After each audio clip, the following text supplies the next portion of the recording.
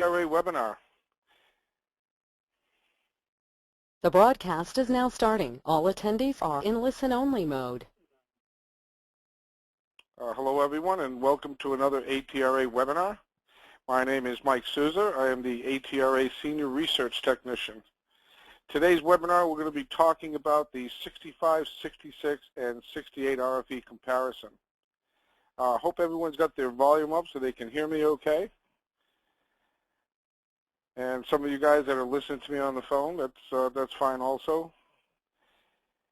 The reason that we put this particular webinar together is lately we've been receiving a lot of questions as to these two new designations that we're not used to seeing, the 65, 66 RFE. So we did a little bit of research at ATRA and we kind of came up with this information for you guys, so let's begin. First thing I want to do is I want to thank Steel Aftermarket Products. They've sponsored this webinar and several of the others.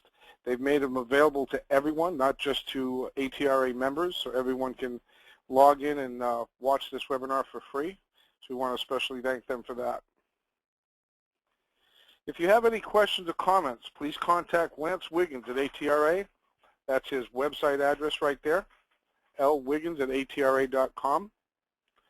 If you have any questions during the webinar, feel free to text them in the questions tab that you see there, and I will try to answer them as best that I can.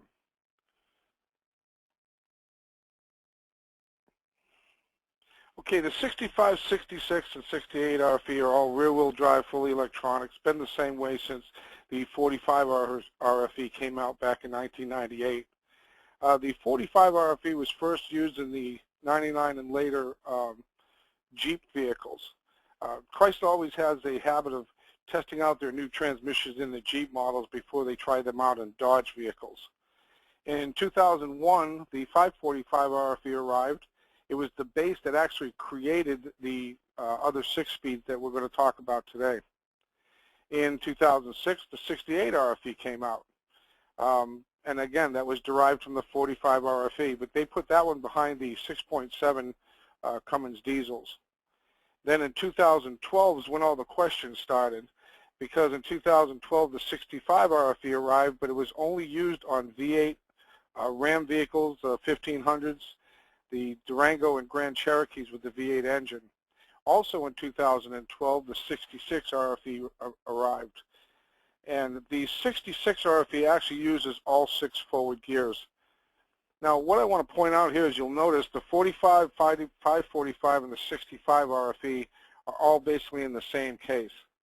The 66 RFE internally is some differences. The cases look almost the same.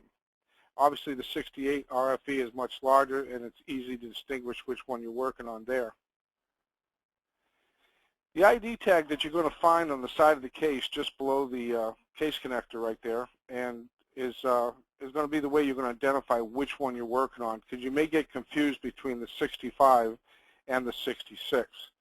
Now, if the label is missing, damaged, came off in the wash tank, whatever, the actual part number is still stamped into the case just above the pan right there on the pan rail. So you don't have to worry about the tag becoming lost or damaged. Now, basically, in 2012, the 545 RFE was just recalibrated. It was they introduced it as the 65 RFE. So for the rest of the webinar, you may hear me refer to the 65 RFE, but it's basically the same transmission as the earlier 5-speed. They brought that out in the V8 models. The only thing that they really did, there was a couple of things, but the most important thing was they improved the torque converter. Physically, it's the same transmission. Now, the key difference between the two is when you're in the electric range selector mode, or some guys refer to as sport mode or Tiptronic, the 65 RFE rather will actually use all 6 gears. So in the electric range select mode, you can shift this to all 6 gears. But in the regular drive mode, it works just like a 545 RFE. Now, the shifter that they're using is basically the same type shifter they were using on the NAG 1s that came out in the 2005 Jeep vehicles. The shifter assembly itself is a common base, but there are some differences because of strategy, so the components inside are going to be different. So it's not like we can just swap them back and forth. In the normal drive position, like I said, the 65 works just like the 545, never used in second and third gears in succession. Now when we get to the V8 trucks, the 66 RFE is a clone of some of the 68 RFE internal components, such as the gear sets and ratios, but it's kind of packaged in a 545 RFE case. The 68 RFE has the same torque capacity as an Asian AS68RC that you'll find in the Ram heavy-duty vehicles. The AS68RC case provides the capability of putting on a PTO where the 68 RFE doesn't. One of the common things between the two, though, is the AS68RC has the same 6-gear ratio. One of the things that the AS68RC has that the 68 RFE doesn't have is it has a stepper first gear. It gives you more power on takeoff with a heavy load. The chart that I'm showing you here is going to show you the difference between ratios. The 545 and 65 RFE, basically the same thing, same ratios. The AS68RC, you'll notice in 6 gear, it's the same, just about the same as a 66 or 68 RFE. Now on the 545 and the 65 RFE, second prime is normally used in the third gear position. And you'll see that on the next chart that I'm going to show you.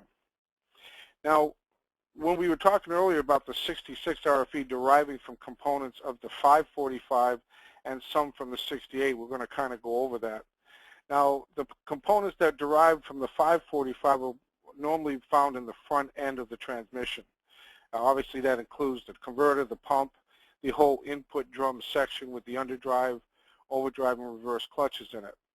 The valve body was also derived from the 545 RFE. Most of the components found further back in the case are from a 68 RFE. That also includes not just the planet gears, but it includes the 2C clutch, the low reverse clutch, and so forth. Here's a diagram that kind of gives you a picture of what I was talking about. Everything that you see here on the left in blue is carried over from the 545.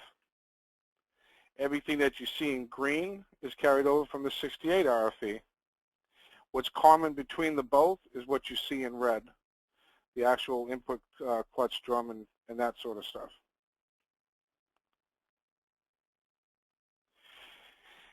One of the things that changed, and we learned this when the 68 RFE came on, obviously the 66 operates the same way. That's a major difference between the two, between that and the 545.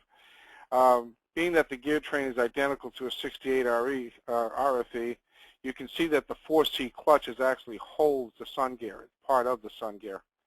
And the 545 holds the ring gear. So that's a major difference in components right there. Here I'm showing you a picture of the sun gear, which the 4C, it's all made as part of one, it's all in one. And as you can see, the sun gear is separate from the planet on the 545. So obviously when the sun gear is being held by the 4C clutch, it causes the ring gear to be driven. And the same thing when the 4C clutch on a 545 holds the ring gear, the planet is driven by the sun gear. This is a great little chart we can use here that shows what's applied as far as clutches, what clutches are being are holding, which members of the planetary system are being driven, and which ones are being held.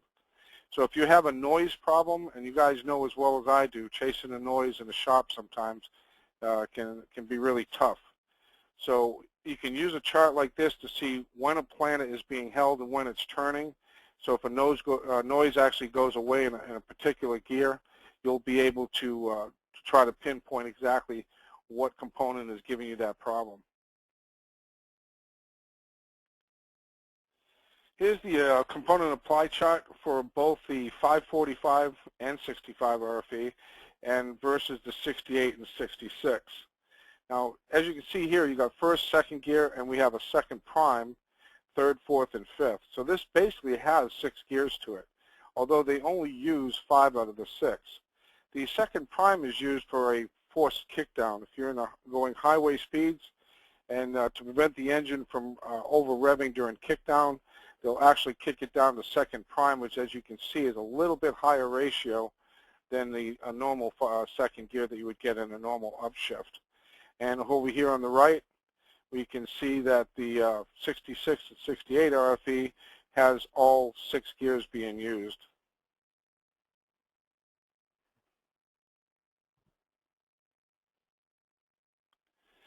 One thing I want to mention, in 2010, all RFE transmissions are now using only the four-wheel drive filter. So you have a deeper pan, and as you can see, the filter has a tall stack on it. They still also use the spin-on filter. Another change in 2010 for the RFE transmissions, the TCM and PCM are now actually housed into one single module. So we no longer have a separate TCM. We're using one module for everything. We've kind of seen this a little bit earlier on too with the 41 TEs, the 62Es, the TEs. They also went to one new module, and you'll see 4 connectors on those. Most of the time on those modules, it's usually the green face connector that controls most of the transmission inputs and outputs. Now, another way to tell the difference of what you're working on if you get a 65 or a 66 in your shop, and again, remember the 65 is identical to a 545, the way to determine quickly which one you're working on is you'll notice the 66 RFE that the underdrive and overdrive club shafts are different. The 68 and the 66, you'll see one single spline, like we're showing you right here on the left. And then the 65 and the 545, you'll notice 2 splines here. So that's a quick way to determine which one you actually have. Now that goes without saying, if someone is has been into the transmission before you and obviously started mixing up parts, which can be a nightmare on just about any transmission that you work on. Okay, all RFE applications, the underdrive, overdrive, and reverse clutch assembly snap rings may look the same. So when you start robbing parts from cores, or you're installing used units, or you take another unit and you're swapping over to one that somebody's been into before, be real careful with these snap rings. They're not interchangeable. They can cause you a lot of headaches, so just make sure you're using the right parts for the right transmission. When it comes to clutch clearances, there are some similarities and differences between the 3 transmissions. The underdrive clutch clearance, according to factory specs, is not adjustable. Of course, you guys know that out in the field, in the real world, we always find different ways to change clutch clearances to come up to the specs that we need. Now, the overdrive clutch clearance is a little different. It's adjustable on the 68 by obviously the way of by a selective pressure plate, but on the 545 and the 66 RFE, it's not adjustable. So you can't adjust it on that. Again, in the field, I'm sure guys out there will find ways to work around that. Now here we're showing you the reverse clutch clearance and a way to check it. The reverse clutch clearance is obviously adjustable. There's the selectable snap ring. What I'm showing here is we're air checking the clutch pack. So we can see the dial indicator change as we apply and release the clutch. One of the important things I want to mention here, if you're using full shop air, it's not a good idea to air check that way. You should dial it down to at least 30 psi. I've seen several pistons, especially molded pistons, with extra pressure, they overcome a leak and actually have the piston seal. I know the old rule used to be the more air we give it, the more likely we'll pick up a leak. But you would really be amazed on how many times a molded piston will air check fine, put it in the vehicle, and it doesn't work. Now, there are 2 tapered snap rings on the input clutch assembly. These are directional. Most snap rings in any transmission, the tapered side usually faces up, almost like the general rule of thumb on ID marks. It's always going to face up where you can see it as you're assembling something. Same thing goes with these tapered snap rings. You'll want to see the tapered side facing up.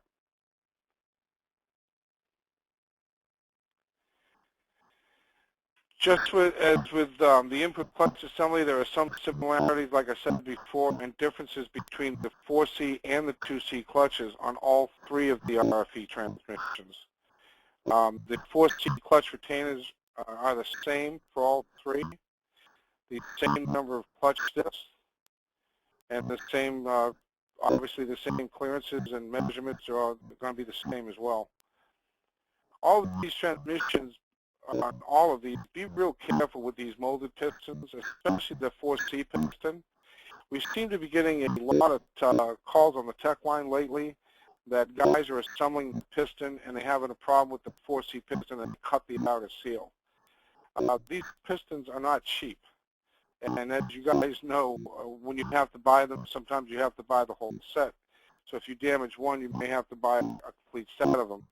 Now, one of the things you could do, and a lot of guys are doing out there, is to wrap something around the piston and freeze it for 20 minutes or so, and it'll drop right in there.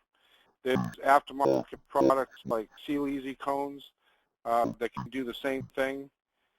They come with a spray that'll freeze it up if you want to try to do it a little bit quicker, or you can use the cones and put the pistons in the freezer and hold the lip seals in tight so that you can assemble it real easy. Okay, like I said before, the 4C clutch clearances on all of these transmissions is adjustable. It has a selective snap ring. The 2C clutch on the 66 and the 68 has one more disc than you'll find on the 545 or 65 RFE. The piston on the 66 and 68 is much shorter. It's to make more clearance for the extra clutch. On all three, when assembling the 2C clutch assembly into the case, make sure you put the reaction plate in first. Kind of reminds me back when the E4OD first came out, we had a little bit of a mix-up sometimes on the bench with installing the intermediate clutch retainer plate last instead of putting it down in the case first. It's kind of a force of habit from always loading clutches into a drum where the steels go first and the reaction plates last. So you want to make sure that you assemble that correctly. Now, when you want to measure the clutch clearance on a 2C clutch, you temporarily install the 2C clutch and 4C bulkhead retainer. You're going to put that down in the case with all the other parts left out. Now, again, according to the factory, that clutch assembly is not adjustable. So obviously, if it's out of specs, when you go to check the clearance, you will have to change the entire clutch assembly.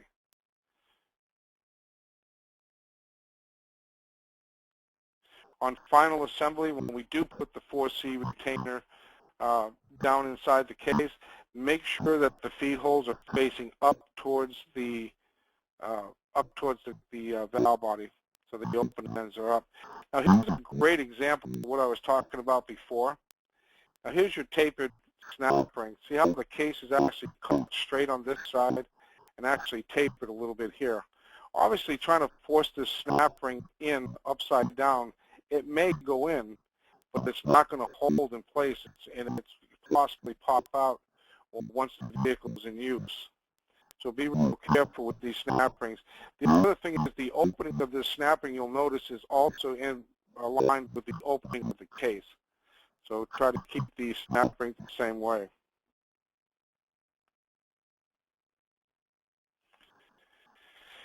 Another area to find differences in components, especially in the planetary gear sets, and we're showing you here that the 4C hub again, this is the 4C hub with the sun gear attached to it, and the 65 and 545, obviously, the 4C hub is attached to the ring gear, and you can actually see the weld that goes along to it, so it's a one-piece item. The reaction ring gear is welded on the reverse carrier, as you can see on the 66 and 68. But over here we have a planet that's just the planetary by itself without the ring gear on the 545. The input carrier assemblies includes the reaction ring gear and the input ring gear on the 66 and the 68. Obviously, they're using the same gear train, so nothing changes there. There's another look at the input carrier assembly. We put the, as we showed you on the previous slide, we take the input ring gear here on the right, place it down over the planet assembly, and it's all completed into one. And as you can see, the 65 and the 545 are over there on the right. Now, because of the difference in the design, the 66 and 68 does not use the number 7 thrust bearing. And another note that I want to make is the number 11 bearing is now trapped inside the input and reverse planet assembly. As you can see, the planet gears extend out over the bearing, so the bearing can't fall out of that area.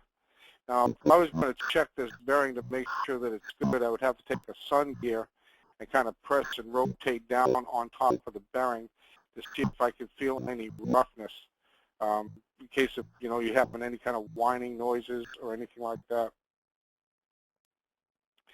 This diagram shows where all the thrust bearings go. Not only does it show the location of the bearings, it also shows the direction that the bearing has to face. Now, it's kind of important because as you can see this raised lip, we're going to explain a little bit further as to why that's set up that way. But just notice that on this unit, the number 7 is missing. And I want to point out what I was talking about on the bearing. Notice this area of the bearing is flat, and the rolled edge is on the inside. And notice the extension on the sun gear. That's going to pilot that bearing and keep it in place. One of the other reasons that you always want to put bearings back the way that they were designed to go is for lube issues. On some transmissions, especially Honda's is one of them that I can think of, the way that the bearing is set down inside the component is for lube to get into the bearing better. So obviously, if it's designed to have lube oil coming in from the other side and we flip this over, we're kind of restricting it. So we want to make sure that we put the bearings in the way that they were designed to go in. Okay, you'll notice that on the 66 and 68, the low reverse clutches changed to a 14 single-sided clutch disc, and there's a larger inside diameter. The 65 and the 545 RFE usually use 12 double-sided clutches. Someone asked me at the last webinar, can I take the single-sided and put them into the earlier unit? If you could make that work and the end play comes out correct, I would say go ahead and try it, but it's not something that I know of anyone doing. I don't know if any problems have been caused by it. And obviously, out in the field, we want to try different things with that to try to improve the transmission. But me personally, I would probably use the correct clutches for the correct unit. Several reasons. The clutches are designed to the strategy of the software in the vehicle to control the clutch apply. So I would probably keep the original clutches or the original type clutch for that type unit. One of the things you want to be careful of is there's a slight raised area here that you can see on the pressure plate. Make sure that faces up. We wouldn't want an uneven area to be facing down on top of the clutch. Now, the clearance is adjustable. There's a selective snap ring that you can adjust the clutches on the low reverse.